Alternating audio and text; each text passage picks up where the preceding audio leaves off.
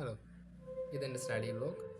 Those anyone can join with me to gain success for SSLC through. I am following this channel Gradient. I am studying. You can also start with me. അതിൻ്റെ transformation എന്ന social science 2-ലെ 7ാമത്തെ ചാപ്റ്ററാണ് നമ്മൾ ഇന്ന് start ചെയ്യുന്നത്. ഈ ഒരു chapter എന്ന് പറഞ്ഞു കഴിഞ്ഞാൽ എക്കണോമിക്സിൽ വരുന്നതാണെന്ന് നിങ്ങൾക്കറിയാം. കഴിഞ്ഞ കൊല്ലം നിങ്ങൾ പഠിച്ച കുറച്ച് ചാപ്റ്റേഴ്സിൻ്റെ ചില ഭാഗങ്ങളൊക്കെ ഇവിടെ വരുന്നുണ്ട്. മനസ്സിലാക്കി പഠിക്കേണ്ട ഒരു ചാപ്റ്ററാണ്. വെറുതെ കുറേ കാണാതെ പഠിച്ചത് കൊണ്ട് നമുക്കിവിടെ കാര്യമില്ല. കുറച്ച് മനസ്സിലാക്കണം, കുറച്ച് ശ്രദ്ധിക്കണം. അപ്പോൾ മെയിനായിട്ട് എന്തൊക്കെയാണ് ഈ ചാപ്റ്റർ പഠിക്കാനുള്ളത് ആദ്യം നമ്മൾ മനസ്സിലാക്കുക. കാരണം നമുക്കിവിടെ ആദ്യം ഇന്ത്യൻ എക്കോണമി എന്നല്ല, മൊത്തം എക്കോണമിയിൽ ഈ ഗ്രോത്ത് എന്ന് പറഞ്ഞാൽ എന്താണ്? എക്കണോമിക് ഗ്രോത്ത്, സാമ്പത്തിക വളർച്ച എന്ന് പറഞ്ഞാൽ നമ്മൾ കേൾക്കും. അതുപോലെ തന്നെ എക്കണോമിക് ഡെവലപ്മെന്റ്, സാമ്പത്തിക വികസനം എന്ന് പറയുന്ന രണ്ട് കാര്യങ്ങൾ എന്താണെന്നും അതെങ്ങനെയാണ് നമ്മൾ കണ്ടെത്തുന്നതെന്നുമാണ് ഇവിടുത്തെ ആദ്യത്തെ ഭാഗത്ത് പഠിക്കാനുള്ളത്. അതിനുശേഷം നമ്മുടെ ഇന്ത്യയുടെ എക്കണോമിക് പ്ലാനിങ്ങുമായിട്ട് ബന്ധപ്പെട്ട കാര്യങ്ങളാണ് പിന്നീട് അങ്ങോട്ട് വരുന്നത്. പിന്നെ കേരളത്തിലെ കാര്യത്തിലോട്ടും വരും. ഈ എക്കണോമിക് ഡെവലപ്മെന്റ്, ഇന്ത്യൻ എക്കോണമി എന്ന് പറയുമ്പോൾ 5 ഇയർ പ്ലാനെ പറ്റിയിട്ടൊക്കെ ഉള്ളത് നമ്മൾ മുന്നത്തെ ചാപ്റ്റേഴ്സിലൊക്കെ ഡിസ്കസ് ചെയ്തിട്ടുണ്ട്. അപ്പോൾ അതിൻ്റെ ബാക്കി ഭാഗങ്ങളൊക്കെ ഇവിടെ വരും. തുടങ്ങാമല്ലോ. അപ്പോൾ സംഭവം ഇത്രയേ ഉള്ളൂ. ആദ്യം നമ്മൾ പഠിക്കാൻ പോകുന്നത് എക്കണോമിക് ഗ്രോത്തും എക്കണോമിക് ഡെവലപ്മെന്റും എന്താണെന്നാണ്. അപ്പോൾ നിങ്ങൾക്കറിയാമല്ലോ, ഏതൊരു രാജ്യത്തും ഏതൊരു മനുഷ്യരുള്ള സ്ഥലത്തും മനുഷ്യർക്ക് ഒരുപാട് ആവശ്യങ്ങളുണ്ട്. ഈ ആവശ്യങ്ങളെ സാറ്റിസ്ഫൈ ചെയ്യാൻ വേണ്ടി നമുക്ക് സാധനങ്ങൾ, സേവനങ്ങൾ ആവശ്യമാണ്. അത് ഉൽപ്പാദിപ്പിച്ച് അത് ആവശ്യക്കാരന് കൊടുത്ത് പകരം പൈസ വാങ്ങുന്ന ഈ ഒരു പ്രവൃത്തിയാണ് നമ്മൾ എക്കണോമിക് ആക്ടിവിറ്റി എന്ന് വിളിക്കുന്നത്. ഇത് ആദ്യം നിങ്ങൾ അറിഞ്ഞിരിക്കേണ്ട കാര്യമാണ്. അപ്പോൾ എക്കണോമിക് ആക്ടിവിറ്റി എന്ന് പറഞ്ഞാൽ എന്താണ്? മനുഷ്യർക്ക് ആവശ്യമുള്ള ഗുഡ്സ് അല്ലെങ്കിൽ സർവീസസ് ഉൽപ്പാദിപ്പിക്കുന്നു, നമ്മളത് പറ്റാൻ കൊടുക്കുന്നു, പകരം നമ്മൾ എന്ത് ചെയ്യുന്നു? പൈസ വാങ്ങുന്നു. ഇതാണ് എക്കണോമിക് ആക്ടിവിറ്റി എന്ന് പറയുന്നത്. ഏതൊരു എക്കണോമിക് ആക്ടിവിറ്റി ചെയ്യുന്നത് കൊണ്ട് നമ്മൾ എക്കണോമിക് ആക്ടിവിറ്റി എന്തൊക്കെ വരും? ഉൽപ്പാദനം, പ്രൊഡക്ഷൻ, ഡിസ്ട്രിബ്യൂഷൻ, കൺസംഷൻ. ഇത് മൂന്നുമാണ് എക്കണോമിക് ആക്ടിവിറ്റിക്കകത്ത് വരുന്നത്. ഇത് മൂന്നും നടക്കുന്ന ഒരു സ്ഥലത്തെ, അല്ലെങ്കിൽ ഇത് മൂന്നും എങ്ങനെയാണ് നടക്കുന്നത് എന്നതിനെയാണ് നമ്മൾ എന്ത് വിളിക്കുന്നത്? എക്കോണമി എന്ന് വിളിക്കുന്നത്. എക്കോണമി എന്ന് വിളിക്കുന്നത്. അപ്പോൾ എക്കോണമി എന്താണ്, എക്കണോമിക് ആക്ടിവിറ്റി എന്താണെന്നുള്ളത് പിടിയിട്ട് കാണും. അപ്പോൾ മനുഷ്യന് ആവശ്യമായ സാധനങ്ങൾ, സേവനങ്ങൾ, ഇവിടെ കൃഷി ചെയ്യുന്നു, നമ്മൾ ആഹാരം ഉൽപ്പാദിപ്പിക്കുന്നു, വ്യാവസായിക ശാലകൾ പ്രവർത്തിക്കുന്നു, ഉൽപ്പന്നങ്ങൾ കിട്ടുന്നു, ഇവിടെ സേവനം ഡോക്ടേഴ്സ് കൊടുക്കുന്നു, റോഡ് സേവനമാണ്. അപ്പോൾ ഇത്തരം സേവനങ്ങളെല്ലാം മനുഷ്യർക്ക് ഉപയോഗമുള്ളതാണ്. അപ്പോൾ ഉപയോഗമുള്ള സാധനങ്ങൾ ചെയ്യുമ്പോൾ പകരം നമ്മൾ കാശ് കൊടുക്കും, അങ്ങനെ അവർക്ക് ഗുണം കിട്ടും. ആ പൈസ വെച്ച് അവരവരുടെ ആവശ്യങ്ങൾ സാറ്റിസ്ഫൈ ചെയ്യും. അങ്ങനെയാണ് പോകുന്നത്. അപ്പോൾ രാജ്യത്തിനകത്ത് ഇത് എങ്ങനെയാണ് നടക്കുന്നത് എന്നതിനാണ് നമ്മൾ എക്കോണമി എന്ന് പറയുന്നത്. അപ്പോൾ ഏതൊരു എക്കണോമിക് ആക്ടിവിറ്റി നടന്നു കഴിഞ്ഞാലും നമുക്ക് അതിൽ നിന്ന് കിട്ടുന്ന പ്രധാനപ്പെട്ട ഗുണങ്ങൾ എന്തൊക്കെയായിരിക്കും? ഒന്ന്, എംപ്ലോയ്മെന്റ് ഓപ്പർച്യൂണിറ്റീസ് ഇംപ്രൂവ് ആവും, അല്ലേ? തൊഴിൽ കിട്ടും, നമുക്ക് സ്വന്തമായി കിട്ടും. നമ്മളൊരു സ്ഥാപനം നടത്തുമ്പോൾ മറ്റൊക്കെ നമ്മൾ തൊഴിൽ കൊടുക്കുകയും ചെയ്യും. അതിലൂടെ നമ്മുടെ വരുമാനം ഇൻക്രീസ് ചെയ്യും. വരുമാനം കൂടുമ്പോഴത്തേക്കും നമ്മുടെ പർച്ചേസിംഗ് പവർ കൂടും. അതായത് നമുക്ക് കൂടുതൽ സാധനങ്ങൾ വാങ്ങാനുള്ള പവർ കിട്ടും. അങ്ങനെ നമ്മുടെ കയ്യിൽ പൈസയുണ്ട്, അതുകൊണ്ട് നമുക്ക് സാധനം വാങ്ങാനുള്ള കഴിവുണ്ട്.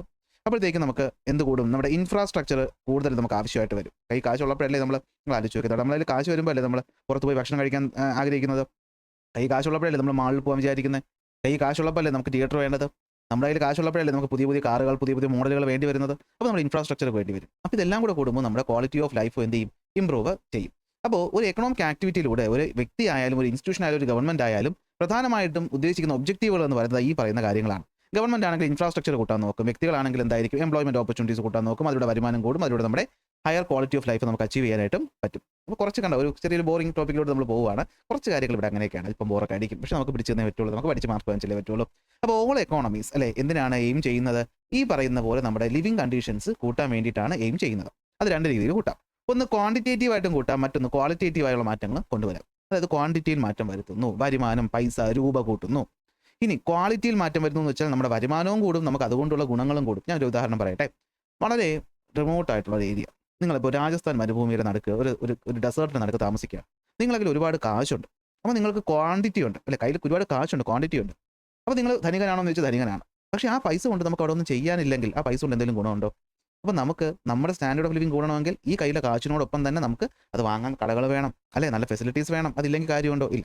അതിനാണ് ക്വാളിറ്റി എന്നതുകൊണ്ട് ഇവിടെ ഉദ്ദേശിക്കുന്നത്. Okay, the quantity changes refers to the economic growth. അതായത് ക്വാണ്ടിറ്റിയിൽ ഉണ്ടാകുന്ന മാറ്റം എന്ന് പറഞ്ഞാൽ വളർച്ചയെ സൂചിപ്പിക്കുന്നെങ്കിൽ quality refers to development. Quality എന്ന് പറയുന്നതാണ് നമ്മൾ ഡെവലപ്മെന്റിനെ പറ്റി പറയുന്നത്. അപ്പം പിടിയിട്ട് കാണുമല്ലോ നമ്മൾ എങ്ങോട്ടാണ് പോകുന്നതെന്ന്.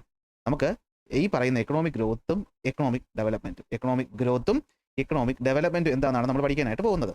അപ്പോൾ നിങ്ങൾക്ക് ഇപ്പം തന്നെ മനസ്സിലായി, ഒരാൾക്ക് നമ്മുടെ ഈ പറയുന്ന നമ്മുടെ സ്റ്റാൻഡേർഡ് ഓഫ് ലിവിങ്ങിന്റെ ക്വാണ്ടിറ്റിയിൽ മാറ്റമുണ്ടായാൽ, അതായത് നമ്മുടെ വരുമാനം കൂടിയാൽ അത് എക്കണോമിക് ഗ്രോത്ത്. എന്നാൽ ക്വാളിറ്റി എന്താണ്? ക്വാളിറ്റി എന്ന് വെച്ചാൽ വരുമാനത്തോടൊപ്പം തന്നെ നമ്മുടെ ജീവിത നിലവാരങ്ങൾ മാറിയാൽ അതാണ് എക്കണോമിക് ഡെവലപ്മെന്റ്. സത്യം പറഞ്ഞാൽ 2 പോയിന്റ് ഇപ്പോഴും നിങ്ങൾ പഠിച്ചു കഴിഞ്ഞു. എക്കണോമിക് ഗ്രോത്ത്, എക്കണോമിക് ഡെവലപ്മെന്റ് വ്യത്യാസം എന്താണെന്ന് ഉറപ്പായിട്ട് ചോദ്യം വരും. അത് നിങ്ങൾ ഇപ്പോഴേ മനസ്സിലാക്കി. ക്വാണ്ടിറ്റിയിൽ മാത്രം മാറ്റം വന്നാൽ അത് ഗ്രോത്ത്, ക്വാണ്ടിറ്റിയോടൊപ്പം ക്വാളിറ്റിയിൽ മാറ്റം വന്നാൽ അത് ഡെവലപ്മെന്റ്. അപ്പോൾ വിശദമായി തന്നെ നമുക്ക് എന്ത് ചെയ്യാം, ഓരോന്നും നോക്കാം. അപ്പോൾ അതിന് മുന്നേ ആദ്യമായിട്ട് ചാനൽ കാണുന്നതാണെങ്കിൽ അവർക്ക് വേണ്ടി പറയുന്നതാണ്, ഇതുപോലെയുള്ള നോട്ട് നമുക്ക് അവൈലബിൾ ആണ്. അപ്പോൾ നിങ്ങൾ എന്ത് ചെയ്യണം? ടെലഗ്രാം, വാട്സാപ്പ് ചാനലിൽ ജോയിൻ ചെയ്ത് കഴിഞ്ഞാൽ നിങ്ങൾക്ക് ഈ നോട്ടുകൾ ഫ്രീ ആയി ഡൗൺലോഡ് ചെയ്തെടുക്കാവുന്നതാണ്. ഓക്കെ, അപ്പോൾ ആദ്യമേ തന്നെ ചാപ്റ്റർ ഒന്നാമത്തെ പാർട്ട് ആകുമ്പോൾ ഫുൾ നോട്ടൊന്നും വരത്തില്ല, അത് കുറച്ച് ദിവസം എടുക്കും. അപ്പോൾ നിങ്ങൾക്ക് എന്ത് ചെയ്യാം, സ്ക്രീൻഷോട്ട് എടുത്തിട്ട് വയ്ക്കുക. അപ്പോൾ എക്കണോമിക് ആക്ടിവിറ്റീസ് എന്ന് വെച്ച് കഴിഞ്ഞാൽ എന്തായിരിക്കും, മനുഷ്യൻ്റെ ആവശ്യങ്ങൾ സാറ്റിസ്ഫൈ ചെയ്യാൻ വേണ്ടിയുള്ള കാര്യങ്ങളാണ് എക്കണോമിക് ആക്ടിവിറ്റി എന്ന് പറയുന്നത്. അതിൽ സാധനങ്ങൾ ഉൽപ്പാദിപ്പിക്കും, സേവനങ്ങൾ ഉൽപ്പാദിപ്പിക്കും. ഇതെല്ലാം കൂടെ എങ്ങനെയാണ് ഓർഗനൈസ് ചെയ്യപ്പെട്ടിട്ടുള്ളത് എന്നതിനെയാണ് നമ്മൾ എക്കോണമി എന്ന് വിളിക്കുന്നത്.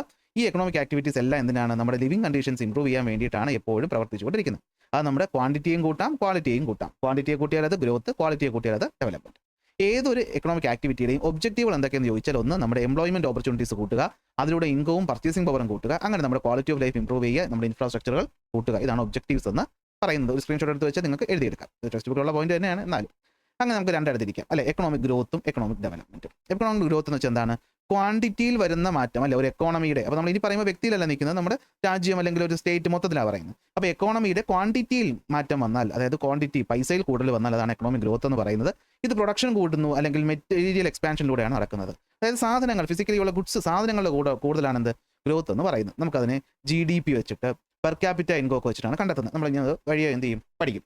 എക്കണോമിക് ഡെവലപ്മെന്റ് എന്ന് വെച്ച് കഴിഞ്ഞാൽ എന്തായിരിക്കും, ക്വാളിറ്റിയിൽ ഉണ്ടാകുന്ന മാറ്റമാണ്. ഓക്കെ, അതായത് നമ്മുടെ ലിവിങ് സ്റ്റാൻഡേർഡ്, ഹെൽത്തിന്റെ ക്വാളിറ്റി, വിദ്യാഭ്യാസം, ഇതൊക്കെയാണ് ഇതിനകത്ത് വരുന്നത്. നമ്മുടെ ഒരു വെൽ ബീയിങ്ങും കൂടെ നമ്മൾ ഇതിനകത്ത് ഒപ്പം കൂട്ടിയാൽ, അതായത് പൈസ കൂടുന്നതിനോടൊപ്പം തന്നെ നമുക്ക് അതിന് വേണ്ടിയുള്ള ഫെസിലിറ്റീസും ഒക്കെ കൂടി കഴിഞ്ഞാലാണ് നമ്മൾ എന്തെന്ന് പറയുന്നത്, എക്കണോമിക് ഡെവലപ്മെന്റ് എന്ന് പറയുന്നത്. വിശദമായി തന്നെ പഠിക്കാം. ആദ്യം നോക്കാം എക്കണോമിക് ഗ്രോത്ത്. എന്താണ് എക്കണോമിക് ഗ്രോത്ത് എന്ന് വെച്ച് കഴിഞ്ഞാൽ, എക്കണോമിക് ഗ്രോത്ത് എന്ന് വെച്ച് കഴിഞ്ഞാൽ ഇത്രയേ ഉള്ളൂ, ഒരു രാജ്യത്തിന്റെ ഗുഡ്സിന്റെയും സർവീസിന്റെയും പ്രൊഡക്ഷൻ വർദ്ധിപ്പിച്ചാൽ ഉറപ്പായിട്ടും നമ്മുടെ ദേശീയ വരുമാനവും വർദ്ധിക്കും. അപ്പോൾ ദേശീയ വരുമാനം വർദ്ധിച്ചാൽ അത് എന്തിന്റെ ഒരു ഇൻഡിക്കേറ്ററാണ്, എക്കണോമിക് ഗ്രോത്തിന്റെ ഒരു ഇൻഡിക്കേറ്ററാണ്. നമുക്കറിയാം അല്ലേ, നമ്മുടെ രാജ്യത്തിന്റെ എക്കോണമിയിൽ ഗ്രോത്ത് ഉണ്ടോ ഇല്ലെന്ന് അറിയാൻ വേണ്ടി നമ്മൾ ഉപയോഗിക്കുന്ന ഒരു സാധനമാണ് GDP. മുൻ വർഷങ്ങളിൽ പഠിച്ചിട്ടുണ്ട്. എന്താണ് ഗ്രോസ് ഡൊമസ്റ്റിക് പ്രോഡക്റ്റ്. അതായത് ഒരു രാജ്യത്തിന്റെ ആഭ്യന്തര അതിർത്തിക്ക്, ഡൊമസ്റ്റിക് ടെറിട്ടറിക്കകത്ത് ഒരു വർഷം കൊണ്ട് ഉൽപ്പാദിപ്പിക്കുന്ന മൊത്തം സാധനങ്ങളുടെയും സേവനങ്ങളുടെയും രൂപയിലുള്ള മൂല്യം, മോണിറ്ററി വാല്യൂവിനെയാണ് നമ്മൾ GDP എന്ന് വിളിക്കുന്നത്. ഈ GDP ഉണ്ടാകുന്ന വർധനവിനെ തന്നെയാണ് നമുക്ക് എന്തെന്ന് പറയാം, എക്കണോമിക് ഗ്രോത്ത് എന്ന് പറയാം. ഇവിടെ നോക്കിയേ, നമ്മൾ ഈ പറയുന്ന ഗ്രോസ് ഡൊമസ്റ്റിക് പ്രോഡക്റ്റ് എന്ന് പറയുന്നത് നമ്മൾ ഓരോ വർഷത്തെ എടുക്കുകയാണ്, 12 തൊട്ട് 25 വരെ. കണ്ടോ, ഇതിങ്ങനെ കൂടി വരുന്നതായിട്ട് കാണാം. ഒരേ ഒരു സമയം മാത്രമേ കുറഞ്ഞിട്ടുള്ളൂ. ഇത് നമ്മൾ എന്ത് വന്നപ്പോഴാണ്, കൊറോണ വന്നപ്പോഴാണ്. അല്ലാത്തപ്പോഴൊക്കെ നമ്മുടെ എന്താണ്, വളർച്ചയാണ് അല്ലേ. അപ്പോൾ ഇതെന്തിനാണ് കാണിക്കുന്നത്, എക്കണോമിക് ഗ്രോത്തിനെയാണ് കാണിക്കുന്നത്. അപ്പോൾ എക്കണോമിക് ഗ്രോത്ത് നമ്മൾ എന്താ ഉദ്ദേശിക്കുന്നത്, സാധനങ്ങളുടെയും സേവനങ്ങളുടെയും ഉൽപ്പാദനത്തിൽ ഉണ്ടാകുന്ന വർധനവ് തന്നെയാണ് എക്കണോമിക് ഗ്രോത്ത് ആയിട്ട് മാറുന്നത്. അത് നമ്മുടെ എക്കോണമി എന്ത് ചെയ്യും, വളർത്തും. അപ്പോൾ എങ്ങനെ നമ്മൾ അറിയും, ഈ പറയുന്ന GDP അല്ലേ, we have learned that the gross domestic product is the monetary value of all the goods and services produced within the domestic territory of a country. ഒരു രാജ്യത്തിന്റെ ആഭ്യന്തര അതിർത്തിയിൽ ഉണ്ടാക്കുന്ന സാധനങ്ങളുടെയും സേവനങ്ങളുടെയും വാല്യൂ. അപ്പോൾ അത് നമ്മൾ കൂട്ടി നോക്കുമ്പോൾ നമുക്ക് അറിയാൻ പറ്റും നമുക്ക് വളർച്ച ഉണ്ടാകുന്നോ ഇല്ലയോ എന്നുള്ളത്. അപ്പോൾ ഇതാണ് എക്കണോമിക് ഗ്രോത്ത് എന്ന് പറയുന്നത്. അപ്പോൾ what is economic growth, increase in the country's gross domestic product compared to the previous year. മുൻ വർഷത്തെ അപേക്ഷിച്ച് ഒരു രാജ്യത്തിന്റെ GDP യിൽ ഉണ്ടാകുന്ന വർധനവ് എന്ന് പറയുന്നത് നമുക്ക് എന്തായിട്ട് കണക്കാക്കാം, എക്കണോമിക് ഗ്രോത്ത് ആയിട്ട് കണക്കാക്കാം. ഈ എക്കണോമിക് ഗ്രോത്ത് ഉണ്ടാകുന്നതിലൂടെ നമ്മുടെ ആവശ്യങ്ങൾ, ജനങ്ങളുടെ ആവശ്യങ്ങൾ എന്ത് ചെയ്യും, സാറ്റിസ്ഫൈ ചെയ്യാനായിട്ട് പറ്റും. കൂടുതൽ എംപ്ലോയ്മെന്റ് ഓപ്പർച്യൂണിറ്റീസ് കിട്ടും, കൂടുതൽ ഇൻകം കിട്ടും. അപ്പോൾ കൂടുതൽ പ്രൊഡക്ഷൻ നടക്കുന്നു, അതിലൂടെ കൂടുതൽ വരുമാനം കിട്ടുന്നു, അതുപോലെ കൂടുതൽ ആൾക്കാർക്ക് ജോലിയും കിട്ടും. ഇങ്ങനെയാണ് നമ്മുടെ എക്കണോമിയിൽ എന്ത് ചെയ്യുന്നത്, GDP അല്ലെങ്കിൽ എക്കണോമിക് ഗ്രോത്ത് നമ്മുടെ എക്കണോമി എങ്ങനെ ബെനിഫിറ്റ് ചെയ്യുന്നത്, കൂടുതൽ പ്രൊഡക്ഷൻ നടക്കുന്നു എന്ന് പറഞ്ഞു കഴിഞ്ഞാൽ കൂടുതൽ സ്ഥാപനങ്ങൾ വന്നു, അപ്പോൾ കൂടുതൽ പേർക്ക് ജോലി കിട്ടി, കൂടുതൽ പേർക്ക് ജോലി കിട്ടുമ്പോൾ കൂടുതൽ വരുമാനം കിട്ടി, വരുമാനം കിട്ടുമ്പോൾ പർച്ചേസിംഗ് പവർ കൂടി, അപ്പോൾ നമുക്ക് സ്പെൻഡ് ചെയ്യാൻ പറ്റും, അപ്പോൾ നമുക്ക് ആവശ്യങ്ങൾ വേണ്ടി വരും, ഇൻഫ്രാസ്ട്രക്ചർ കൂടും, അങ്ങനെ മൊത്തത്തിൽ സംഭവിക്കും. അപ്പോൾ ഓക്കെ ആണോ. അപ്പോൾ എക്കണോമിക് ഗ്രോത്ത് എന്ന് വെച്ച് കഴിഞ്ഞാൽ എന്താണ്, it is the increase in the country's gross domestic product compared to the previous year. ഇതാണ് നിങ്ങൾ പഠിച്ചു വെക്കാനുള്ളത്. അപ്പോൾ എക്കണോമിക് ഗ്രോത്ത് എന്ന് വെച്ച് കഴിഞ്ഞാൽ എന്താണ്, ഒരു രാജ്യത്തിന്റെ GDP യിൽ ഉണ്ടാകുന്ന വർധനവ്. അതുണ്ടാകുമ്പോൾ ഗുണം എന്താണ്, അത് കൺട്രിയുടെ കപ്പാസിറ്റി, എന്തിനുള്ള കപ്പാസിറ്റി, ജനങ്ങളുടെ ആവശ്യങ്ങൾ അത് സാറ്റിസ്ഫൈ ചെയ്യാനുള്ള കപ്പാസിറ്റി എന്ത് ചെയ്യും, കൂടും, പ്രൊഡക്ഷൻ കൂട്ടും, എംപ്ലോയ്മെന്റ് കൂട്ടും, ഇൻകവും കൂട്ടും. അപ്പോൾ എങ്ങനെ നമുക്ക് എക്കണോമിക് ഗ്രോത്ത് അളക്കാം. എക്കണോമിക് ഗ്രോത്ത് അളക്കാനായിട്ട് നമുക്ക് രണ്ട് കാര്യങ്ങളേ ഉള്ളൂ. ഒന്ന്, എക്കണോമിക് ഗ്രോത്ത് റേറ്റ് മനസ്സിലാക്കാം. ഇത് പേരുണ്ടെന്നുള്ള സിമ്പിൾ സാധനമാണ്. പിന്നെ ഒന്ന് പെർ ക്യാപിറ്റ ഇൻകം. ഇത് രണ്ടും വെച്ച് നമുക്ക് എക്കണോമിക് ഗ്രോത്തിനെ എന്ത് ചെയ്യാൻ പറ്റും, മെഷർ ചെയ്യാനായിട്ട് പറ്റും. അതിൽ ആദ്യം വരുന്നതാണ് എന്താണ് എക്കണോമിക് ഗ്രോത്ത് റേറ്റ്. ആ വാക്ക് ശ്രദ്ധിച്ചാൽ തന്നെ ഉത്തരം കിട്ടി. എക്കണോമിക് ഗ്രോത്ത് റേറ്റ്, എക്കോണമിയിലുണ്ടായ വളർച്ചയുടെ നിരക്ക്. അപ്പോൾ നിങ്ങൾക്ക് വളർച്ച ഉണ്ടായോ ഇല്ലേ എന്നറിയാൻ നിങ്ങൾ എന്ത് ചെയ്യും, കഴിഞ്ഞ വർഷം നിങ്ങളുടെ ഉയരം എത്രയായിരുന്നു, ഇപ്പോൾ നിങ്ങളുടെ ഉയരം എത്രയാണ്. ഉയരത്തിൽ വന്ന മാറ്റമാണ് നിങ്ങളുടെ വളർച്ചയിലുണ്ടായ മാറ്റം.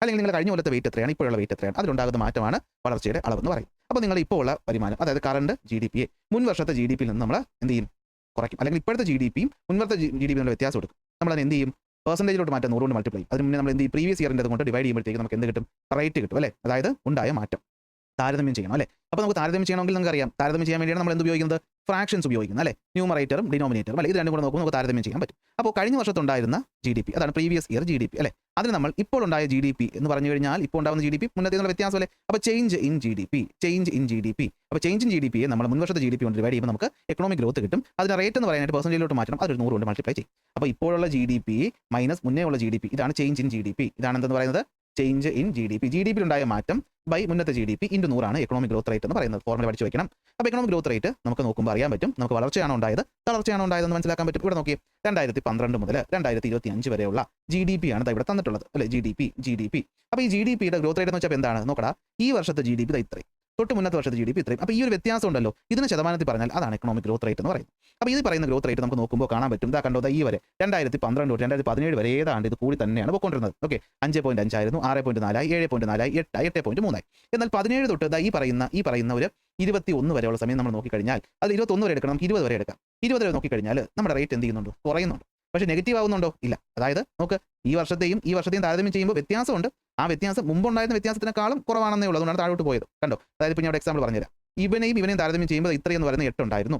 ഇവനെയും താരതമ്യം ചെയ്യുന്നത് തിരിച്ചു അല്ലേ, ഇവനെയും താരതമ്യം ചെയ്തപ്പോൾ ഡിഫറൻസ് എന്ന് പറയുന്നത് 8% ഉണ്ടായിരുന്നു. ഇവനെയും ചെയ്തപ്പോൾ 8.3 ഉള്ളൂ. തൊട്ട് അടുത്ത വല്ലതും ആയപ്പോഴത്തേക്കും നമുക്ക് ഈ വ്യത്യാസം മാറി, അങ്ങനെ അത് കുറഞ്ഞ് 6.8 ആയിരുന്നേ ഉള്ളൂ. കുറഞ്ഞു, അത്രയേ ഉള്ളൂ. പക്ഷേ എന്തല്ല, നമുക്ക് ഗ്രോത്ത് ഉണ്ട്, ഈ വ്യത്യാസം കുറഞ്ഞു. വ്യത്യാസം മുന്നേ 8 പോയിന്റ് ഉണ്ടായിരുന്നു, ഇപ്പോൾ അത് കുറഞ്ഞു, അത്രയേ ഉള്ളൂ. 6.8 ആയി, 6.5 ആയി, 3.9 ആയി. പക്ഷേ ഇവിടെ 2020 ആയപ്പോൾ കൊറോണ വന്നപ്പോൾ എന്ത് പറ്റി, നമ്മുടെ GDP കണ്ടോ, ഇവനെക്കാളും താഴെയാണ് ഇവൻ. കണ്ടോ, ഇപ്പോൾ നെഗറ്റീവിൽ പോയി. അപ്പോൾ എത്രയായി, -5.8 ആയി. അങ്ങനെ ആദ്യമായിട്ട് നെഗറ്റീവും വന്നു. അപ്പോൾ നമുക്ക് GDP-യിൽ ഉണ്ടാകുന്ന വ്യത്യാസം ഉപയോഗിച്ച് നമുക്ക് എക്കണോമിക് ഗ്രോത്ത് ആണോ ഉണ്ടായത്, നഷ്ടമാണോ ഉണ്ടായത് മനസ്സിലാക്കാൻ പറ്റും. അതായത് ഈ ഒരു സ്ഥലത്ത് നമുക്ക് എന്ത് പറ്റി, എക്കണോമിക് ഗ്രോത്ത് ഉണ്ടായില്ല, നമുക്കിവിടെ എന്തുണ്ടായി, നെഗറ്റീവ് ഗ്രോത്ത് ഉണ്ടായി. എന്തുണ്ടായി, നെഗറ്റീവ് ഗ്രോത്ത് ഉണ്ടായി.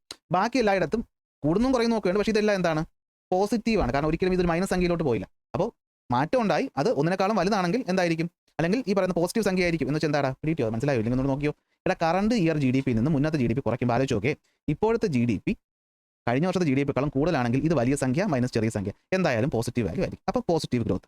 ഇനി എപ്പോഴെങ്കിലും ഈ പറയുന്ന കറണ്ട് GDP എന്ന് പറയുന്ന ഒരു ചെറിയ സംഖ്യയും മുൻവർഷത്തെ GDP എന്തായാലും പോസിറ്റീവ് വാല്യൂ ആയിരിക്കും. അപ്പോൾ പോസിറ്റീവ് ഗ്രോത്ത്. ഇനി എപ്പോഴെങ്കിലും ഈ പറയുന്ന കറണ്ട് GDP എന്ന് പറയുന്ന ഒരു ചെറിയ സംഖ്യയും മുൻവർഷത്തെ GDP വലുതുമാകുമെങ്കിൽ ചെറുതിൽ നിന്ന് വലുത് കുറയ്ക്കുമ്പോൾ ഉത്തരം നെഗറ്റീവ് ആവും. പിടിയിട്ട് കാണുമല്ലോ. ഇപ്പോൾ അതാണ് നെഗറ്റീവ് സംഭവിച്ചത്. അതായത് ഇവിടെ മാത്രം എന്ത് പറ്റി, ഈ വർഷത്തെ GDP-യേക്കാളും കുറഞ്ഞു, കൊറോണ കാരണം കുറഞ്ഞു. അപ്പോൾ എന്ത് പറ്റി, ഇതിൽ നിന്നും ഇത് കുറച്ചപ്പോൾ സംഖ്യ എന്തായിട്ട് മാറി, മൈനസ് ആയിട്ട് മാറി. ഇതാണ് സംഭവം. ഇതാണ് GDP എന്ന് പറയുന്നത്. അപ്പോൾ എക്കണോമിക് ഗ്രോത്ത് റേറ്റ് എന്ന് പറഞ്ഞു കഴിഞ്ഞാൽ എന്താണ്, എക്കണോമിക് ഗ്രോത്ത് റേറ്റ് എന്ന് വെച്ച് കഴിഞ്ഞാൽ എന്താണ്, rate of increase in the GDP in the current year compared to the previous year. കഴിഞ്ഞ വർഷത്തിൽ നിന്നും ഈ വർഷം ഉണ്ടായ ഗ്രോത്ത് എത്രയാണ്, വളർച്ച എത്രയാണെന്നുള്ളതാണ് നമ്മൾ പറയുന്നത്. ഇത് പോസിറ്റീവ് ഗ്രോത്തും ആകാം, നെഗറ്റീവ് ഗ്രോത്തും ആകാം. ഈ വർഷത്തെ GDP കഴിഞ്ഞ വർഷത്തിനേക്കാളും വലുതാണെങ്കിൽ പോസിറ്റീവ് ഗ്രോത്ത് റേറ്റ്. ഈ വർഷത്തെ GDP കഴിഞ്ഞ വർഷത്തേക്കാൾ കുറഞ്ഞെങ്കിൽ അതെന്തായിരിക്കും, നെഗറ്റീവ് ഗ്രോത്ത് റേറ്റിനെയും കാണിക്കും. തെറ്റല്ലേ? അപ്പോൾ ഇതാണ് ഗ്രോത്ത് റേറ്റ് എന്ന് പറയുന്നത്. കണ്ടു, ഇവിടുത്തെ ചോദ്യങ്ങൾ ഉത്തരം ഞാൻ പറഞ്ഞു. 17-18 ആയപ്പോഴത്തേക്കും നമ്മുടെ ഗ്രോത്ത് എന്ന് പറയുന്നത് ആദ്യം കൂടി 17-18 തൊട്ട് 20 വരെ ആയപ്പോൾ അത് കുറഞ്ഞു തുടങ്ങി. 20-21 ആയപ്പോൾ അത് നെഗറ്റീവിലോട്ട് പോവുകയും ചെയ്തു. ഓക്കെ, നെഗറ്റീവിലോട്ട് പോവുകയും ചെയ്തു. അപ്പോൾ 0-ന് മുകളിലാണെങ്കിൽ അത് പോസിറ്റീവ് ഗ്രോത്ത് റേറ്റ്, അല്ലെങ്കിൽ എന്താണ് നെഗറ്റീവ് ഗ്രോത്ത് റേറ്റ്. അതാണ് ഇവിടെ ഞാൻ കൊടുത്തിട്ടുള്ളത്.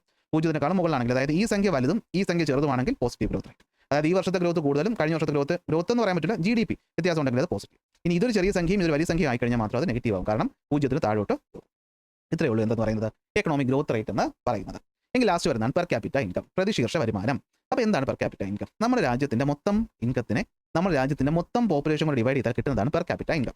അപ്പോൾ പണ്ട് കാലത്ത് നമ്മൾ എക്കണോമിക് ഗ്രോത്ത് അളക്കാൻ വേണ്ടിയിട്ട് ഉപയോഗിച്ചിരുന്ന ഒരു സംഭവമാണ് പ്രതിശീർഷ വരുമാനം അല്ലെങ്കിൽ പെർ ക്യാപിറ്റ ഇൻകം. അപ്പോൾ ഇത് എന്ത് കാണിക്കും, മൊത്തം ദേശീയ വരുമാനം, മൊത്തം നാഷണൽ ഇൻകത്തിനെ നമ്മൾ മൊത്തം പോപ്പുലേഷൻ കൊണ്ട് ഡിവൈഡ് ചെയ്യുമ്പോൾ നമുക്ക് കിട്ടുന്നതാണ് പെർ ക്യാപിറ്റ ഇൻകം എന്ന് പറയുന്നത്. എന്തെന്ന് പറയുന്നത്, പെർ ക്യാപിറ്റ ഇൻകം എന്ന് പറയുന്നത്. ഇതിന് ഒരുപാട് ഗുണങ്ങളുണ്ട്. ഇത് സിമ്പിൾ മെത്തേഡാണെന്ന് വെച്ചാൽ സിമ്പിൾ മെത്തേഡാണ്, പക്ഷേ ഇതിന് ഒരുപാട് ഡിസഡ്വാൻറ്റേജ് ഉണ്ട്. നിങ്ങൾ പരീക്ഷയ്ക്ക് ഏറ്റവും കൂടുതൽ ചോദിക്കാൻ ചാൻസ് ഉള്ള ചോദ്യമാണ് ഈ പറയുന്ന ചോദ്യം, ലിമിറ്റേഷൻസ്. അപ്പോൾ അതിന് മുമ്പ് നമുക്ക് ബാക്കി കാര്യങ്ങൾ നോക്കാം. അപ്പോൾ പെർ ക്യാപിറ്റ ഇൻകം എന്തിനാണ് ഉപയോഗിക്കുന്നത്, ഗ്രോത്ത് റേറ്റ് അളക്കാനെന്ന് നമുക്ക് പൂർണ്ണമായിട്ട് പറയാൻ പറ്റത്തില്ല, എങ്കിലും എക്കണോമിക് ഗ്രോത്തിന്റെ അളവ് അറിയാനായിട്ട്. അപ്പോൾ ഈ പെർ ക്യാപിറ്റ ഇൻകം ഉപയോഗിച്ച് നമുക്ക് രണ്ട് കാര്യങ്ങൾ ചെയ്യാൻ പറ്റും. ഒന്ന്, രാജ്യങ്ങളെ തമ്മിൽ പരസ്പരം താരതമ്യം ചെയ്യാൻ പറ്റും. ഒന്ന്. രണ്ട്, ഒരു രാജ്യത്തിന്റെ തന്നെ വ്യത്യസ്തമായ വർഷങ്ങളിൽ ഉണ്ടാകുന്ന മാറ്റത്തെ നമുക്ക് അറിയാനും പറ്റും. ഇതിലൂടെ നമുക്ക് സാമ്പത്തികമായി വളർച്ചയാണോ മോശമാണോ ഉണ്ടാകുന്നതെന്ന് അറിയാൻ പറ്റും. അതാണ് ഇതിന്റെ ഗുണമെന്ന് പറയുന്നത്. അപ്പോൾ പെർ ക്യാപിറ്റ എങ്ങനെ കിട്ടുന്നത്, ദേശീയ വരുമാനം അത് പല രീതിയിൽ കിട്ടും അല്ലേ. നമുക്ക് GDP വെച്ച് കണ്ടുപിടിക്കാൻ പറ്റും, GNP വെച്ച് കണ്ടുപിടിക്കാൻ പറ്റും, NNP വെച്ച് കണ്ടുപിടിക്കാനും പറ്റും. GDP ഓർമ്മയാണല്ലോ, ഡൊമസ്റ്റിക് ടെറിട്ടറി അകത്താണെങ്കിൽ അത് GDP. GNP എന്ന് വെച്ച് കഴിഞ്ഞാൽ അറിയാലോ എന്താണ്, അകത്തും പുറത്തുള്ളതൊക്കെ കൂട്ടിയാൽ അത് ഗ്രോസ് നാഷണൽ പ്രോഡക്റ്റ് എന്ന് പറയും. എന്നാൽ അതിൽ നമ്മൾ ഡിപ്രീസിയേഷൻ കുറച്ച് കഴിഞ്ഞാൽ അത് നെറ്റ് നാഷണൽ പ്രോഡക്റ്റ്. ഇനി ടോട്ടൽ ഇൻകത്തിനെ ടോട്ടൽ പോപ്പുലേഷൻ ഡിവൈഡ് ചെയ്താൽ പെർ ക്യാപിറ്റ ഇൻകം. അപ്പോൾ നോക്കാം, ദ വേൾഡ് ഡെവലപ്മെന്റ് റിപ്പോർട്ട് നമ്മുടെ വേൾഡ് ബാങ്ക് പബ്ലിഷ് ചെയ്യുന്നതാണ്. ഇവർ എല്ലാ രാജ്യങ്ങളുടെയും പെർ ക്യാപിറ്റ ഇൻകം എടുക്കും, എന്നിട്ട് അതിനെ താരതമ്യം ചെയ്യും. എന്നിട്ട് പെർ ക്യാപിറ്റ ഇൻകം വെച്ച് രാജ്യങ്ങളെ 4 ആയിട്ട് ഡിവൈഡ് ചെയ്തിട്ടുണ്ട്. ഒന്ന്, low income countries, lower middle income countries, upper middle income countries and high income countries. ഇതെല്ലാം എന്തിനെ ബേസ് ചെയ്തുകൊണ്ടാണ്, പെർ ക്യാപിറ്റ ഇൻകത്തിനെ ബേസ് ചെയ്തുകൊണ്ടാണ്. അപ്പോൾ പ്രതിശീർഷ വരുമാനം കൂടുതലായിട്ടുള്ള രാജ്യങ്ങളാണെങ്കിൽ അത് ഹൈ ഇൻകം കൺട്രീസ്. അതായത് $1,4006 മുമ്പ് കൂടുതലാണ്. നമ്മളിപ്പോൾ അതായത് ഇപ്പോൾ അമേരിക്കയുടെ ടോട്ടൽ പോപ്പുലേഷൻ ഇപ്പോൾ ഇത്ര സംഖ്യയുണ്ട്, ഒരു വലിയ സംഖ്യയുണ്ട്, അവിടുത്തെ പോപ്പുലേഷൻ ഇത്രയും ഡിവൈഡ് ചെയ്യുമ്പോൾ കിട്ടുന്ന ഉത്തരം എന്ന് പറയുന്നത് 1,4006 മുകളിലാണെങ്കിൽ, ഉദാഹരണം USA, ജർമ്മനി, ജപ്പാൻ, ഇതൊക്കെ ഹൈ ഇൻകം രാജ്യങ്ങളായിട്ട് വരും. 4,516 തൊട്ട് 14,500 വരെയാണെങ്കിൽ നമ്മൾ അപ്പർ മിഡിൽ ഇൻകം എന്ന് വിളിക്കും. China, Brazil, south Africa. 1,146 തൊട്ട് 4,515 വരെയാണെങ്കിൽ നമ്മൾ അതിനെ ലോവർ മിഡിൽ ഇൻകം എന്ന് പറയും. India, Bangladesh, Kenya lower middle ഇൻകത്തിലാണ് വരുന്നത്. ഇതിനൊരു കാരണം കൂടെ ഉണ്ട്, പോപ്പുലേഷൻ കൂടുന്നതിനനുസരിച്ച് ഈ സംഖ്യ ചെറുതാകാനുള്ള സാധ്യത കൂടുതലാണ്. ലോ ഇൻകം എന്ന് വെച്ച് കഴിഞ്ഞാൽ $1,114 താഴെ. അപ്പോൾ ഇത് വളരെ ഇമ്പോർട്ടൻ്റ് ആണ്. എന്താ സംഭവം, പെർ ക്യാപിറ്റ ഇൻകം, മൊത്തം രാജ്യത്തിന്റെ ഇൻകത്തിനെ മൊത്തം പോപ്പുലേഷൻ ഡിവൈഡ് ചെയ്യുമ്പോൾ കിട്ടുന്ന വാല്യൂ ആണ് പെർ ക്യാപിറ്റ ഇൻകം. ഇതുകൊണ്ട് രണ്ടുണ്ട് ഉപയോഗം. ഒന്ന്, രാജ്യങ്ങളെ പലതായി താരതമ്യം ചെയ്യാൻ നമുക്ക് ഉപയോഗിക്കാനായിട്ട് പറ്റും. എങ്ങനെ? പെർ ക്യാപിറ്റ ഇൻകം എന്ന് പറയുന്നത് $1145 താഴെയാണെങ്കിൽ അത് ലോവർ ഇൻകം, 1146 തൊട്ട് 4516 വരെയാണെങ്കിൽ ലോവർ മിഡിൽ ഇൻകം, 4516 തൊട്ട് 14005 വരെയാണെങ്കിൽ അപ്പർ മിഡിൽ ഇൻകം, 14006 മുകളിലാണെങ്കിൽ അത് ഹൈ ഇൻകം എന്നിങ്ങനെ താരതമ്യം ചെയ്യാനായിട്ട് പറ്റും. ഇവിടെ പല പല പ്രശ്നങ്ങളുണ്ട്. ഇത് കറക്റ്റ് ആയിട്ടുള്ളൊരു മെത്തേഡ് ആണെന്ന് ചോദിച്ചാൽ അല്ല, നമ്മൾ പിന്നീട് പഠിക്കും.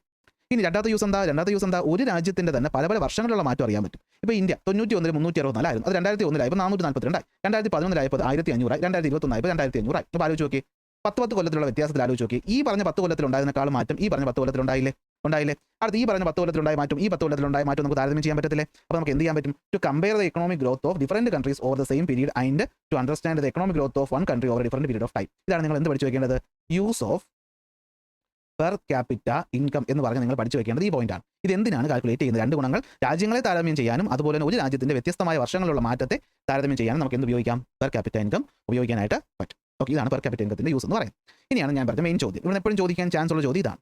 അപ്പോൾ ഇത്രയൊക്കെ ഉണ്ടെന്ന് പറഞ്ഞാലും ഈ പെർ ക്യാപിറ്റ ഇൻകം സത്യത്തിൽ കറക്റ്റ് ഒരു വാല്യൂ അല്ല. ഒരു ഉദാഹരണം ഞാൻ പറയാം. നോക്കണം, രണ്ട് രാജ്യങ്ങളുണ്ട്. എ എന്ന് പറയുന്ന ഒരു രാജ്യമുണ്ട്, ബി എന്ന് പറയുന്ന ഒരു രാജ്യമുണ്ട്. ഈ രണ്ട് രാജ്യത്തും 5 ആൾക്കാരുണ്ടെന്ന് നിങ്ങൾ വിചാരിക്കുക. ഓക്കെ, എത്ര ആൾക്കാരുണ്ട്? 5 ആൾക്കാരുണ്ടെന്ന് വിചാരിക്കുക. 2, 3, 4, 5. ഇവിടുത്തെ വ്യത്യാസം നോക്കിക്കോളേ. ഇവിടെ 4 പേർക്കും വരുമാനം ഭയങ്കര കുറവാണ്. പക്ഷേ 5ാമത്തെ ആളെന്ന് പറയുന്നത് അംബാനിയാണ്. അംബാനിയെ പോലെ കോടീശ്വരനാണ്. ഇവിടെ അംബാനിമാരൊന്നുമില്ല, പക്ഷേ എല്ലാവർക്കും ഏതാണ്ട് തുല്യമായിട്ടുള്ള വരുമാനം ഉണ്ടെന്ന് നിങ്ങൾ വിചാരിക്കുക. തുല്യമായിട്ടുള്ള വരുമാനം ഉണ്ടെന്ന് വിചാരിക്കുക. അതായത് ഇവിടെ എല്ലാവർക്കും ഇപ്പോൾ 100 വെച്ചിട്ടാണ് വരുമാനം. 100, 100, 100, 100, 100. അപ്പോൾ എത്രയായി? 100, 200, 300, 400, 500. മൊത്തം വരുമാനം 500. ഉള്ള ആൾക്കാരുടെ എണ്ണം 5. അപ്പോൾ ഇവിടെ പെർ ക്യാപിറ്റ ഇൻകം എന്ന് പറയുന്നത് 100. പെർ ക്യാപിറ്റ ഇൻകം എന്ന് പറയുന്നത് 2, 4, 6, 8. 2, 4, 6, 8. ഇവിടെ 92 പറയാൻ പറ്റത്തില്ല അല്ലേ? 492. 492 ഈ ഒരാളുടെ വരുമാനം. ഇവിടുത്തെ ടോട്ടൽ ഇൻകം എത്രയായിരിക്കും? 492 പ്ലസ് 2, 4, 6, 8 എത്ര? 500 ബൈ ടോട്ടൽ പോപ്പുലേഷൻ 5. ഇവിടെയും പെർ ക്യാപിറ്റ ഇൻകം 100. രണ്ടിടത്തെയും പെർ ക്യാപിറ്റ ഇൻകം 100. അപ്പോൾ രണ്ടും ഒരേപോലെ ഡെവലപ്മെന്റ് ഉള്ള രാജ്യം നമുക്ക് പറയാൻ പറ്റുമോ? പറ്റത്തില്ല. കാരണം എന്താ? ഇവിടെ തുല്യമായത് ഡിവൈഡ് ചെയ്തിട്ടുണ്ട്. ഇവിടെ ആണെങ്കിൽ എന്താണ്? തുല്യമായി ഡിവൈഡ് ചെയ്തിട്ടില്ല. അതാണ് ഇവിടെ പറയുന്നത്. നോക്കിയേ, ഈ പെർ ക്യാപിറ്റ ഇൻകവും പേഴ്സണൽ ഇൻകവും എന്ന് പറയുന്ന ഒരിക്കലും എന്തല്ല? സെയിം അല്ല. അതായത് ഇപ്പോൾ ഇവിടെ അഫ്ഗാനിസ്ഥാൻ വേണ്ട, അമേരിക്ക എന്ന് പറയുന്ന രാജ്യത്തിന്റെ പെർ ക്യാപിറ്റ ഇൻകം എന്ന് പറയുന്നത് 14,006 ആണെന്ന് പറയുന്നതിന്റെ അർത്ഥം അവിടെയുള്ള എല്ലാവർക്കും 14,004 രൂപ വെച്ച് എല്ലാ കൊല്ലവും കിട്ടുമെന്നല്ല അർത്ഥം. ചിലപ്പോൾ അവിടുത്തെ ഉള്ള ഭൂരിഭാഗം ജനങ്ങൾക്കും വരുമാനം ഇല്ലായിരിക്കും. കുറേ 1-2 ആൾക്കാർക്കായിരിക്കും കൂടുതൽ കിട്ടും. പക്ഷേ ഇവർ എല്ലാവരുടെയും വരുമാനം ടോട്ടൽ ഇൻകം അല്ലെങ്കിൽ നാഷണൽ ഇൻകത്തിനകത്ത് കാൽക്കുലേറ്റ് ആകുമല്ലോ. അപ്പോൾ ഇൻകം എന്ന് പറയുന്നത് എന്തായിട്ട് മാറും? ഒരു വലിയ സംഖ്യയായിട്ട് മാറൂലേ? മാറും. അത് നമുക്ക് അതേ പോപ്പുലേഷൻ ഡിവൈഡ് ചെയ്യുമ്പോൾ ഇങ്ങനെ സംഖ്യ കിട്ടൂലേ? കിട്ടും. പക്ഷേ ഇവിടെ നോക്കിയേ, ഇവിടെ എല്ലാവർക്കും ഏതാണ് തുല്യമായിട്ടുള്ള വരുമാനം. അപ്പോൾ രണ്ടും ഡെവലപ്ഡ് രാജ്യം ഏതായിരിക്കും? അത് ഇതായിരിക്കും. പിടി കിട്ടുന്നുണ്ടോ? അപ്പോൾ അതാണ് ഇവിടെ പറയുന്നത്. ഓക്കെ, ആവറേജ് ഇൻകം ആണ് ഈ തന്നേക്കുന്നത്, അത് ആക്ച്വൽ ഇൻകം അല്ല. അതായത് persons but the personal income is the actual income of a person. ഇതെന്താവും? The per capita income of a country can be higher or lower than the personal income. അപ്പോൾ ഇതെന്തായിരിക്കും? Personal ഇൻകത്തെക്കാളും കൂടുതലോ കുറവായിരിക്കും. അപ്പോൾ അത് പ്രധാന ഡിസഡ്വാൻറ്റേജ് അല്ലേ? അപ്പോൾ ഇത് വെച്ച് നമ്മുടെ രാജ്യത്തിന്, അതായത് അമേരിക്കയെയും നമ്മളിപ്പോൾ എണ്ണ ഉൽപ്പാദിപ്പിക്കുന്ന ഏതെങ്കിലും ഒരു അറബ് രാജ്യത്തെ എടുത്തിട്ട് പെർ ക്യാപിറ്റ ഇൻകം വെച്ച് താരതമ്യം ചെയ്താൽ രണ്ടും ഒരേപോലെ ഇരിക്കും, പക്ഷേ രണ്ടിനും വ്യത്യാസമല്ലേ ആവും. അപ്പോൾ ഇവിടെയാണ് നമുക്ക് എക്കണോമിക് ഡെവലപ്മെന്റ് എന്ന് പറയുന്നത് നമ്മുടെ അടുത്ത ടോപ്പിക്കിന്റെ ആവശ്യം വരുന്നത്. അപ്പോൾ അതിന് നമുക്ക് ഡിസഡ്വാൻറ്റേജ് നോക്കാൻ. പേഴ്സണൽ ഇൻകം എന്ന് വെച്ചാൽ എന്താണ്? Personal income is the total income earned by an individual from various sources over a given period of time. ഒരു വ്യക്തി ആക്ച്വലി നേടുന്ന ഇൻകമാണ് പേഴ്സണൽ ഇൻകം. ഇത് ഒരിക്കലും പെർ ക്യാപിറ്റ ഇൻകത്തിന് തുല്യമല്ല. സോ ഇങ്ങനെ ഒരു ചോദ്യം വരാൻ ചാൻസ് കൂടുതലാണ്. അതുകൊണ്ടാണ് ഞാൻ ഇതൊന്ന് എക്സാമ്പിൾ വെച്ച് പറഞ്ഞു തന്നത്. രണ്ട് രാജ്യത്തെയും ജനങ്ങളുടെ ഇൻകം നമ്മൾ മൊത്തത്തിൽ കൂട്ടുമ്പോൾ ചിലപ്പോൾ വലിയ ഇൻകം ആയിരിക്കും, പക്ഷേ അത് എല്ലാവർക്കും കിട്ടിക്കൊള്ളുന്നില്ല. അപ്പോൾ എല്ലാവർക്കും കിട്ടുന്ന ആക്ച്വൽ ഇൻകം പേഴ്സണൽ ഇൻകം ഇങ്ങനെ എടുക്കുന്ന ആവറേജ് പെർ ക്യാപിറ്റ ഇൻകം. അപ്പോൾ അത് കറക്റ്റ് വാല്യൂ അല്ല. സോ പ്രധാനപ്പെട്ട ഡിസഡ്വാൻറ്റേജ്, ഒന്നാമത്തെ ഡിസഡ്വാൻറ്റേജ് ഇതാണ്. It is only an average income. ഇതെന്താണ്? ആവറേജ് ആണ്. അതിൻ്റെ അർത്ഥം എല്ലാവർക്കും അത് കിട്ടണമെന്നല്ല. അടുത്ത്, the information about the distribution and inequality of the wealth is not reflected. കണ്ടോ, എങ്ങനെയാണ് അത് ഡിസ്ട്രിബ്യൂട്ട് ചെയ്യപ്പെട്ടിരിക്കുന്നത് എന്നുള്ളത് പറഞ്ഞിട്ടില്ല. ഇവിടെ കണ്ടോ, ഇവിടെ ഈക്വൽ ആയി ഡിസ്ട്രിബ്യൂട്ട് ചെയ്യപ്പെട്ടു ബി എന്ന രാജ്യത്ത്, പക്ഷേ ഇവിടെ എന്താണ്? അൺഈക്വൽ ഡിസ്ട്രിബ്യൂഷൻ ആണ്. അപ്പോൾ ഇതിനെപ്പറ്റി ഇവിടെ എന്ത് ചെയ്യുന്നില്ല? പറയുന്നില്ല. രണ്ടാമത്തെ ഡിസഡ്വാൻറ്റേജ്. ഇപ്പോൾ അർത്ഥം വേണ്ടിയിട്ട് കാണുമല്ലോ. 3, since per capita income is calculated on the basis of national income. തൊട്ടുമുമ്പ് നമ്മൾ പഠിച്ചിട്ടുണ്ട്. നാഷണൽ ഇൻകം കാൽക്കുലേറ്റ് ചെയ്യുമ്പോൾ ഉണ്ടാകുന്ന എല്ലാ തെറ്റുകളും, ഡബിൾ കൗണ്ടിങ് എറർ ആയിക്കോട്ടെ, ലാക്ക് ഓഫ് സ്റ്റാറ്റിസ്റ്റിക്കൽ ഡേറ്റ ആയിക്കോട്ടെ, അതെല്ലാം എവിടെയും റിഫ്ലക്റ്റ് ആകും. പെർ ക്യാപിറ്റ ഇൻകത്തിലും റിഫ്ലക്റ്റ് ആകും. അടുത്ത നാലാമത്തത്, factors that enhance the quality of life are not included in the scope of per capita index. എന്ന് വെച്ചാൽ ഒരാൾ ക്വാളിറ്റി ഓഫ് ലൈഫ് കൂട്ടുന്ന എഡ്യൂക്കേഷൻ, ഹെൽത്ത്, ഇൻഫ്രാസ്ട്രക്ചർ, ഹ്യൂമൻ ഡെവലപ്മെന്റിന്റെ ഇൻഡെക്സ്, ഇതൊന്നും ഇവിടെ എന്ത് ചെയ്യുന്നില്ല, എടുക്കുന്നില്ല, വെറും പൈസ മാത്രം. അപ്പോൾ അതുകൊണ്ട് കറക്റ്റ് ഒരു ഗ്രോത്ത് റേറ്റ് ആണെന്ന് പറയാൻ പറ്റുമോ? പറ്റത്തില്ല. അപ്പോൾ ഇതാണ് ഇവിടുത്തെ ഏറ്റവും ഇമ്പോർട്ടൻ്റ് ആയിട്ട് ചോദിക്കാൻ ചാൻസ് ഉള്ള ചോദ്യം. അത് നിങ്ങൾക്ക് ഇപ്പോൾ വ്യക്തമായി മനസ്സിലാക്കി കാണുമെന്ന് ഞാൻ വിശ്വസിക്കുന്നു. അപ്പോൾ ഇതാണെന്ന് പറയുന്നത്. അപ്പോൾ ഇതാണ് സംഭവം. അപ്പോൾ അത് നിങ്ങൾക്ക് ഇപ്പോൾ വ്യക്തമായി മനസ്സിലാക്കി കാണുമെന്ന് ഞാൻ വിശ്വസിക്കുന്നു. അപ്പോൾ ഇതാണെന്ന് പറയുന്നത്. അപ്പോൾ ഇതാണ് സംഭവം. അപ്പോൾ ഇത് മാറ്റാനായിട്ടാണ് നമ്മൾ എന്ത് കൊണ്ടുവരുന്നത്? എക്കണോമിക് ഡെവലപ്മെന്റ് കൊണ്ടുവരുന്നത്. അപ്പോൾ ഡെവലപ്മെന്റിനെ പറ്റി നമുക്ക് ഇവിടെ പഠിക്കാം, അടുത്ത ക്ലാസ്സിൽ പഠിക്കാം. അതായിരിക്കും നല്ലത്. ഇന്ന് 12 മണിക്കൂറോളം ആയി. സോ ക്ലാസ് ഇഷ്ടപ്പെട്ടിട്ടുണ്ടാകുമെന്ന് വിശ്വസിക്കുന്നു. ഇഷ്ടപ്പെട്ട ലൈക്ക് ചെയ്യുക, ഷെയർ ചെയ്യുക, സബ്സ്ക്രൈബ് ചെയ്യുക. അടുത്ത ക്ലാസ്സിൽ അടുത്ത ടോപ്പിക്കുമായിട്ട് കാണാം. സിംപ്ലിഫൈഡ്